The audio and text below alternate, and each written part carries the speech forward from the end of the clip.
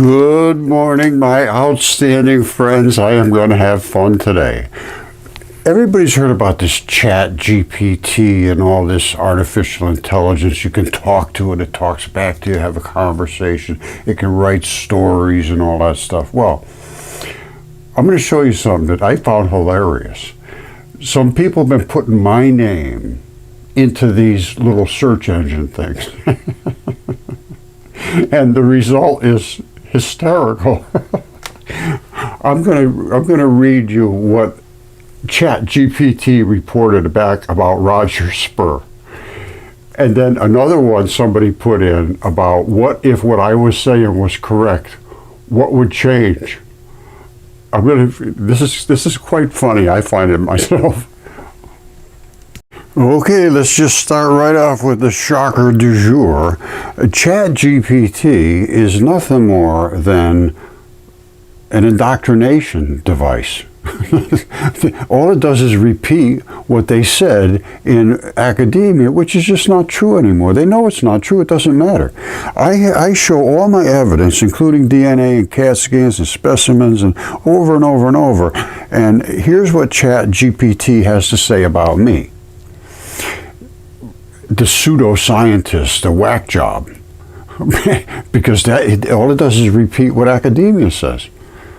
I don't think there's any big value here. Okay, so what does ChatGPT have to say about Roger Spur? A friend of mine typed this in about me and asked what is the story with Roger Spur? And it says, Roger Spur, also known as Mudfossil University, is a controversial figure in the alternative science community. He promotes unconventional theories related to geology, claiming that many geological features, fossils, and rock formations are actually petrified remains of ancient living organisms, including giants and mythical creatures, which I will show you in a minute. Spur's main assertion is that rocks, mountains, landscapes are not purely geological formations, but rather the result of catastrophic events in Earth's past, recent past, which he believes include the rapid petrification of living organisms, so does Yale, on a massive scale. He uses various examples from geology, mythology, historic accounts to support his claims, often employing unconventional interpretations of scientific evidence. Well, scientific evidence is wrong, so I'm showing that it's wrong. Now, however, Spur's theories are widely rejected by mainstream scientists, 100%, and geologists, 100%, who argue his ideas lack empirical evidence. DNA, CAT scan specimens, that's the empirical evidence. Their explanations are just complete frauds and lies to support their funding. Now, so my stuff lacks empirical evidence, they say, and it violates fundamental principles of geology. Fundamental means everybody has to agree with it. No, they don't. I'm showing the truth. And I rely heavily on selective interpretation, pseudoscientific reasoning.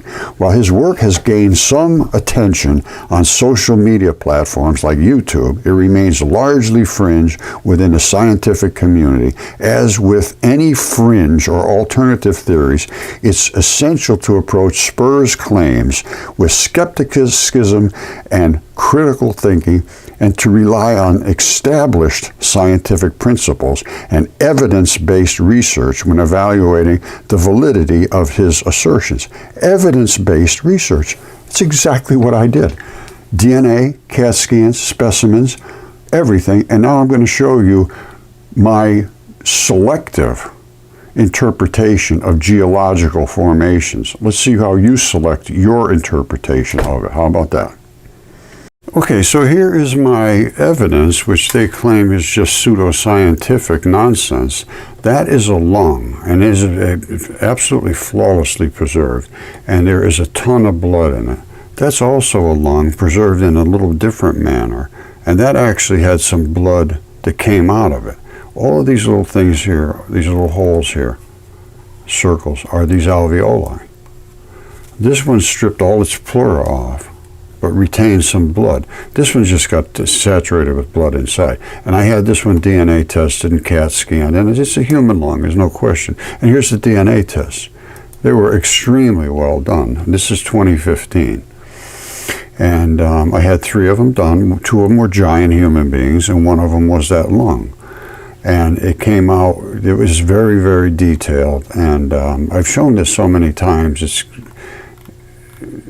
you know, for academics to not pay attention to this and call me a pseudoscientist and build into chat all this nonsense that I am just a whack job, it's just not right. It's just not right. This was excellent quality DNA sequence, was obtained from the 36-inch tip, which is a monster, and from the lung. The lung was just literally blood. And so was the other one.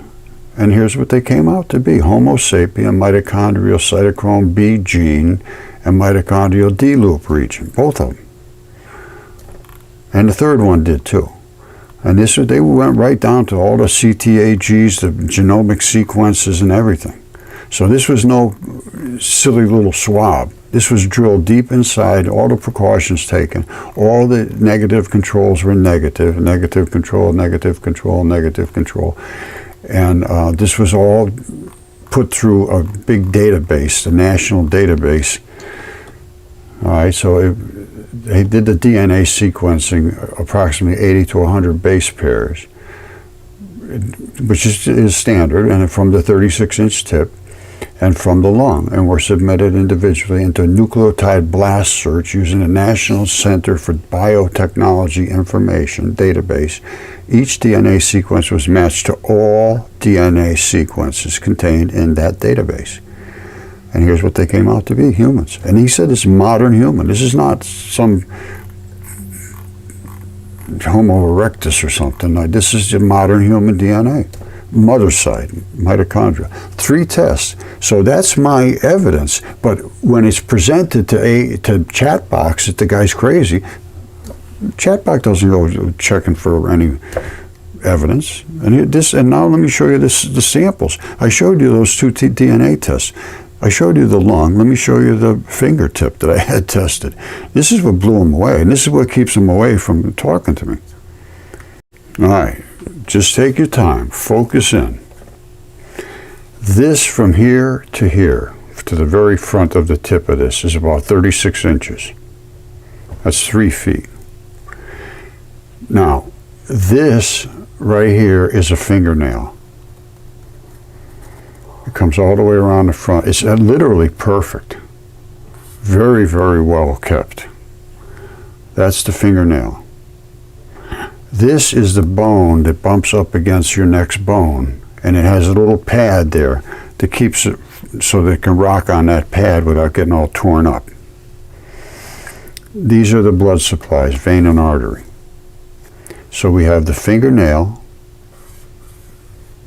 we have the pad, we have the vein and artery, and right over here, right on the edge of the fingernail, I needed to get down inside because I could see there was no way to get any blood from the surface of the fingertips. Are very dense with what they call keratinized. I'll show you this in a second, anatomically. So I had to smash off a piece.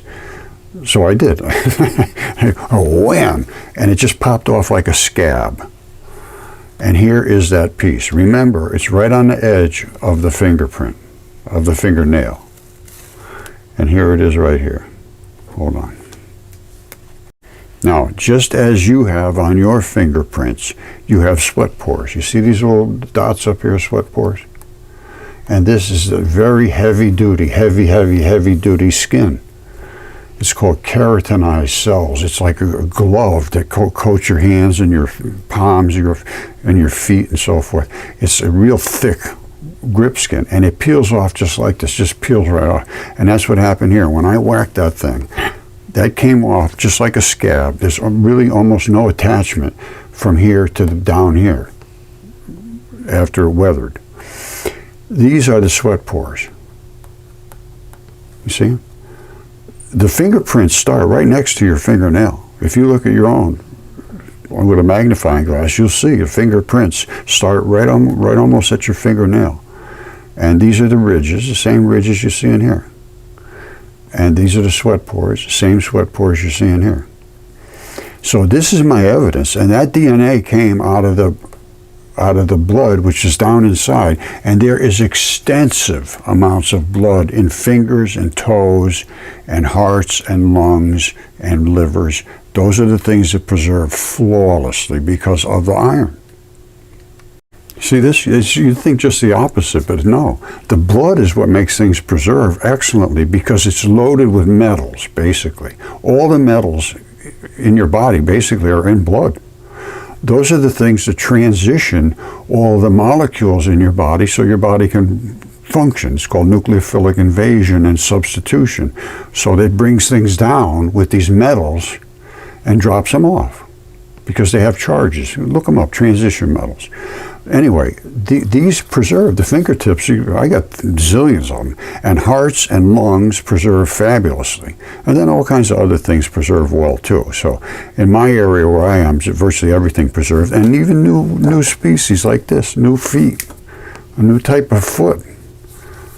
And I think it has springs built into it. Some of them I know have springs in them. I think this does too. And it almost looks like it had a built-in sole. And that's where the tibia came down. And the fibula sits right here, fibula. And it sits right on the side, but it's just locked in with a couple of little ligaments. So anyway, this is why these preserve so well, because they're saturated with blood. Hearts, lungs, fabulously preservation. Absolute fabulous. And I showed you the preservation of the lungs. There were giants here, there's no question. This is a fingertip. You see that? That's that little gouge right there. This is a 2D CAT scan. I also had a 3D CAT scan. And you can't see anything on this unless you really know what to look for. And I do. And I understood exactly what it was. And under the CAT scan, you can see the fingernail ridge here. And on the back, looking at it, you would never see the detail here either, except that's the bone, and these are where the tendons were. I broke this piece off so I could see the bone underneath, and there is bone under there. Now, I'll show you the 3D scan, but I had CAT scans, I had DNA, so I'm not a pseudoscientist just with no information.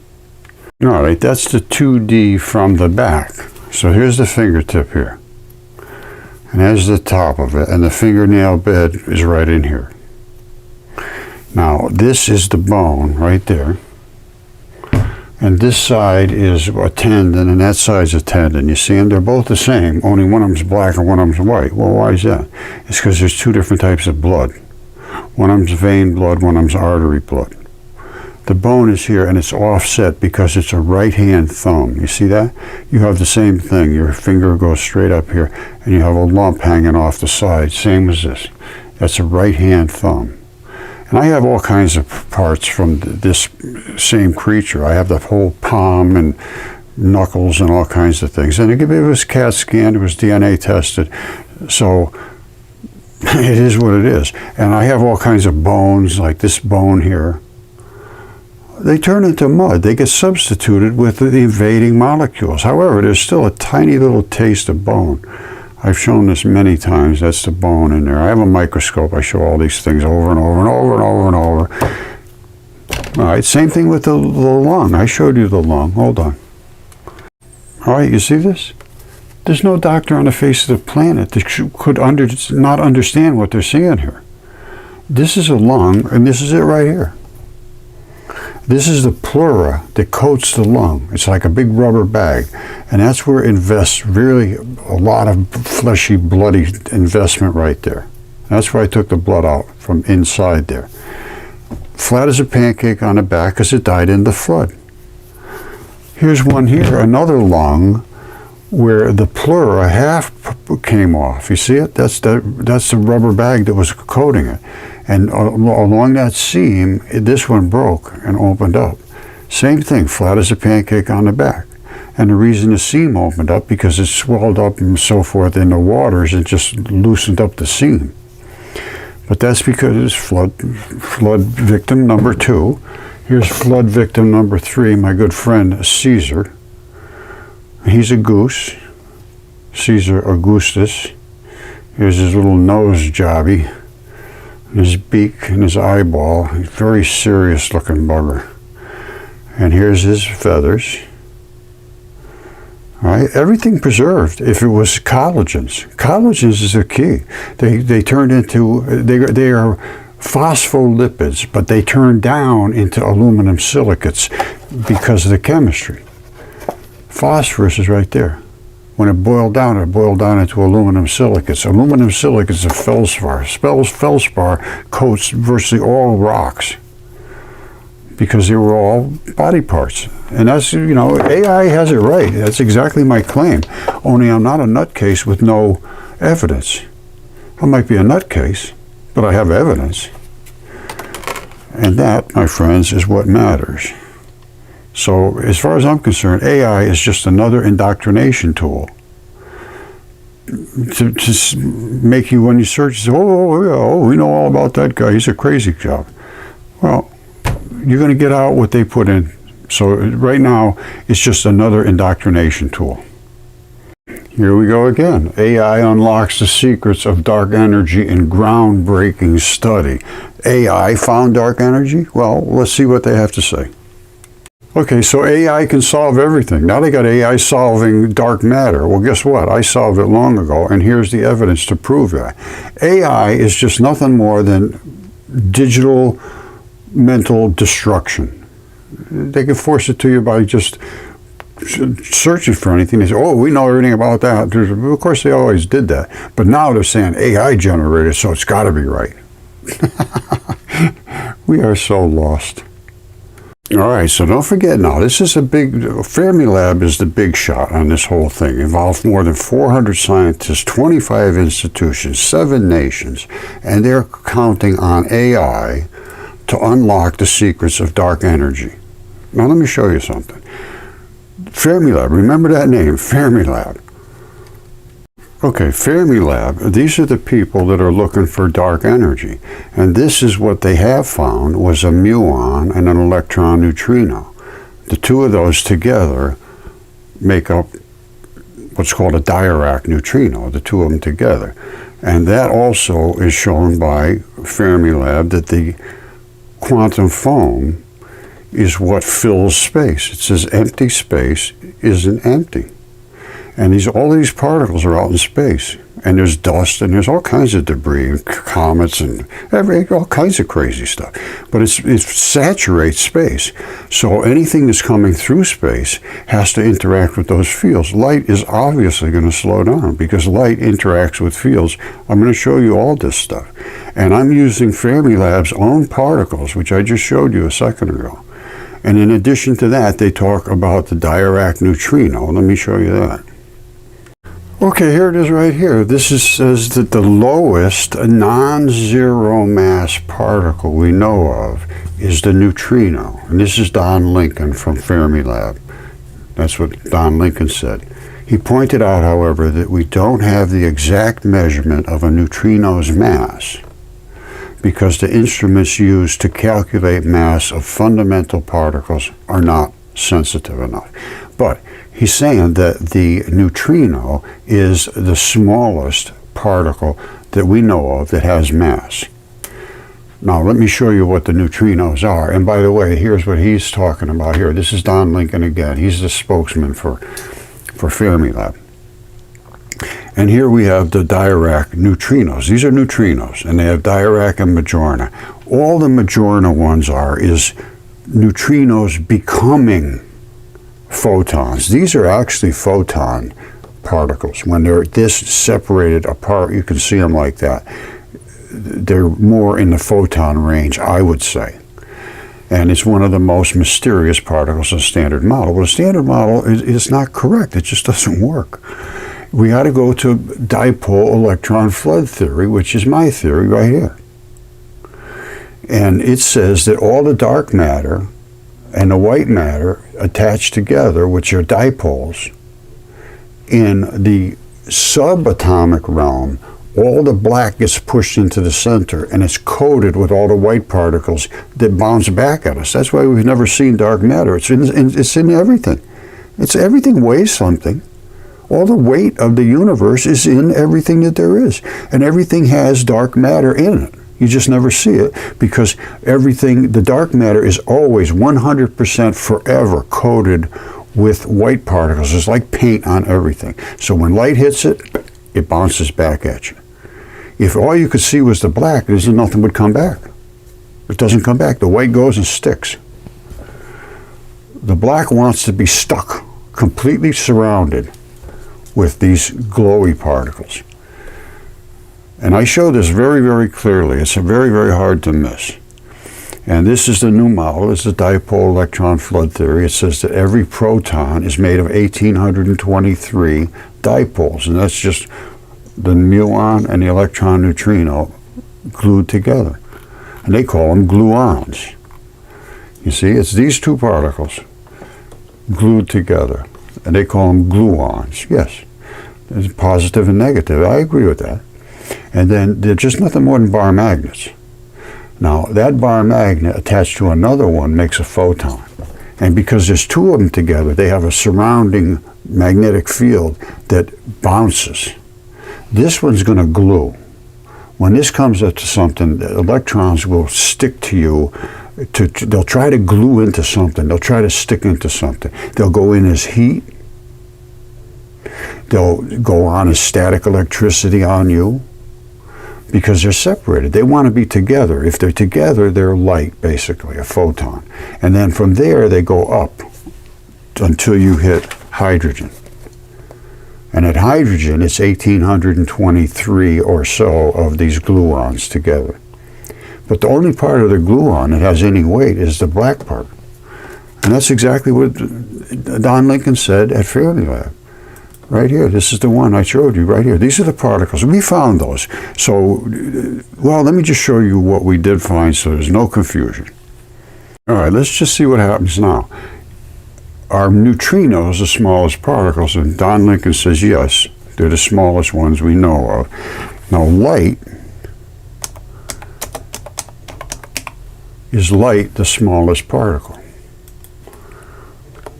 They don't even know if it is a particle. A fundamental particle of light is both ordinary and full of surprises. What physicists refer to as photons, other people might just call light, as quanta of light. Photons are the smallest possible packets of electromagnetic energy. So now you have photons being the smallest and neutrinos being the smallest. Well, basically, they're the same things. That's why. Don't forget, I made every attempt to contact all of them. I've talked with Don Lincoln a number of times, and he finally said, don't ever contact me again. And I said, well, we have found your particles. That was it. Don't ever contact me again. And these are the people who are paying billions and billions of dollars to find solutions. They don't want solutions. They just want the billions and billions. Okay, my friends, so I have all the evidence. I've shown all the evidence. I upend literally everything that they're saying in academia. And my other friend, I don't know if I mentioned it, but he put in something to say, what if the things that Roger Spur is saying about mud fossils and about academia and about all of the things that are in space and about electrons and electron dipole flood theory and all that business, what if that's true? And he came back and said everything that we know would have to be changed. All new books, all new teachers, know everything. And we do. We need everything new. It's got to start completely over again because they don't understand anything, and they've made up all of these concocted stories so that they can force kids to pay them a ton of money, and then they have to make the kids repeat what they said. It's a scam. Right? I guess that's all I have to say. Thank you. I love you all. Okay, my friends, I rarely go deep into my background, but let me just explain to you where I come from and why I feel confident to talk about these things. I originally worked for General Electric rebuilding gigantic motors that powered huge factories, the motor generators. And we rebuilt them and reserviced them, and they put them back in operation. They had to come in flatbed trucks, they were so big. Then after that, when I was in the Army in 1968. I went in right when the Tet Offensive started, and they fortunately put me in nuclear missile sites I was up in Alaska servicing the nuclear sites, doing the power generation and all that kind of stuff, taking care of the equipment, and not actually doing the nuclear stuff. However, I took an interest in that because I worked with all the radar clamshells and all that kind of stuff. So it was kind of interesting. So anyway, I got out and I went into to college, and I took physics and every kind of type of science you could take. Now, this was when I finally did my final paper on how dipole moments work and the configuration of the nucleuses and how molecules interact and how they're literally glued together. This is a big topic right now, is quantum gravity. And what does quantum gravity even mean? It means, why does stuff stick together? Why does it even stick together? Why doesn't it just fall apart? Why is it held together? Is there glue in there? What holds the atoms together? Not necessarily the big chunks of clay and so forth. Yeah, they stick together because they're chunks of clay. But what is the clay made of that it sticks together? Which is quantum gravity. And I'll show you quantum gravity, but this was my paper of quantum gravity in 1971 or 2. And what I was doing was 3 different types of polar bonding molecules, and where their centers of positive and negative dipole moments were. You actually had to draw them out and figure it out, where the layers of electrons were. Now, this was all based on the theories that they had back then. And I came really close to almost a fist fight with my professor about this, because I said there's no such thing as these big, huge particles they call protons, which are just one big plus and tiny little negatives. It doesn't work that way. It can't. And I did the whole thing. I went right through the whole 9 yards. Every little bit in detail in their determination how these things work into angstrom units. And I came out to the conclusion that everything is Coulombic. All right, the bonding forces between atoms to form molecules are also electrostatic in nature. They're electrostatic. That's the bonding part to hold them together. It means they are Coulombic forces. All right? I had to put I could have just said they're dipoles, but I tried to make it so Coulombic just means they're dipoles. So I said considerations must be made in regards to the repulsive force between nuclei, repulsive force between electrons, attractive force between the nucleus, and yada yada yada. And it comes down to how the atoms bond together and how the nucleuses are actually held together, and all matter is made of dipoles. All right, and this I added recently, within the last 10 years or so, because I could see them. About 10 years ago, I could see the electron-muon part, which are the dipoles, which are made from light. So now I could really see, and now I had completely fulfilled my theory, which was that there was no such thing as big. Here's what they have. All right, you go to a physics teacher and he'll say you got protons and you got neutrons.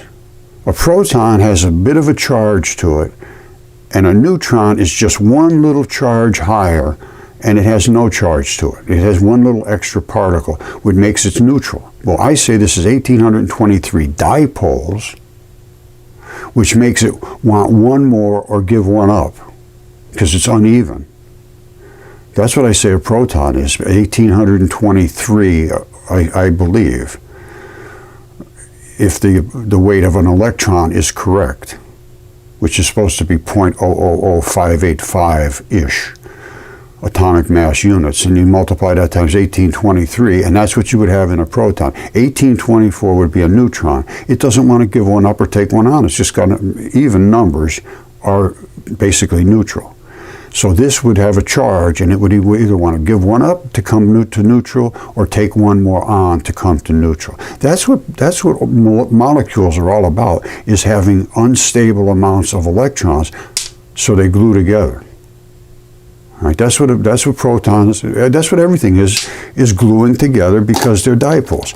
This, my friends, is not a proton. This is a proton. And this is made of 1,823 dipoles. A dipole is a magnet. That's all a magnet is a dipole. It has a positive and a negative, and they glue together. And 1,823 of them actually are the same as a proton. Now, we worked with light, so we only worked with this right there. That's what we worked with. Two of these little particles make light. And light is a stable particle. It is a particle. I'll show you it's a particle. No question about that. And 1,823 of them is the next stable zone. When they talk about radioactivity, they're talking about broken nucleuses. All right, that's stable. That won't hurt you. It's light. Bing, bong, bing, bong, bing, bong, all day long. It hits stuff and bounces back at you. It's not going to hurt you. These are protons. These are huge, and they will hurt you. And when they break apart in a nuclear explosion, you get pieces like this. And they don't want to be like that. They want to be full formed, so they become radioactive. So all of a sudden they'll go pew, and slam into something and explode it to try to become a complete particle again. And that could be your DNA. And that's what happens. You inhale these little particles because they're smaller than atoms. These are smaller than a proton. These are broken protons. That's what radioactivity is, a broken proton. You can inhale this very easily. It gets into your system, and it'll float around through your system, and all of a sudden it'll find something that turns it on to say, ooh, we can combine with that, we're going to be good. Pow!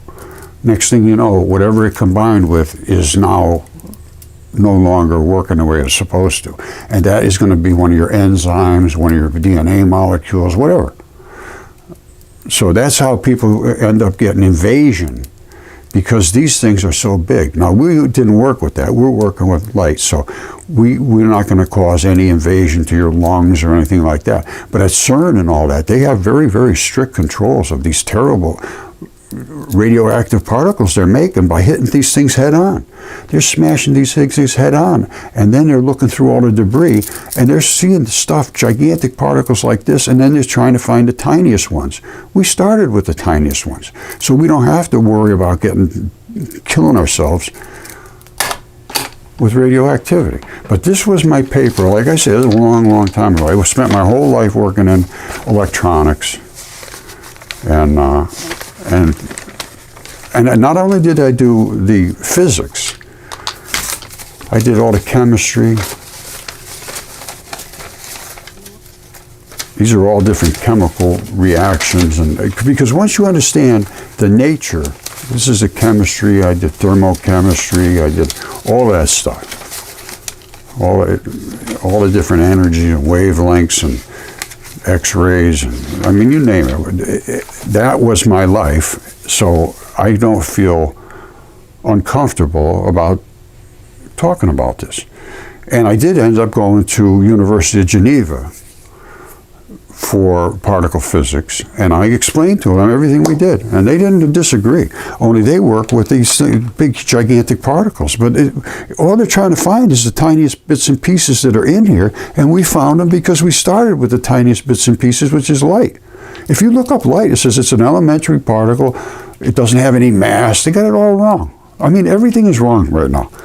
I'm sorry, that's just a fact. So that's why I want to confront TED Talk. Now, remember I said everything breaks down to Coulombic forces? Here it is right there. Attraction or repulsion of particles. That's all it is. It's electric charges. And they say that both the positive or the negative will repel each other. No, absolutely incorrect. The negatives, they hate each other. That's electricity. The negatives are the glowy, bright part. And the black part is the positive, and it couldn't care less. All it wants is the white ones to come to it. The black ones can all turn into one big glob. Couldn't care less about pushing the black ones away. The white one is totally different. The white pushes the white away and causes showers. The black just goes into a sterile mode and can hang around on top of each other. It doesn't matter. That's what a black hole is. All that black particles gang up together, and because they don't care about being on top of each other. The white one's totally different story.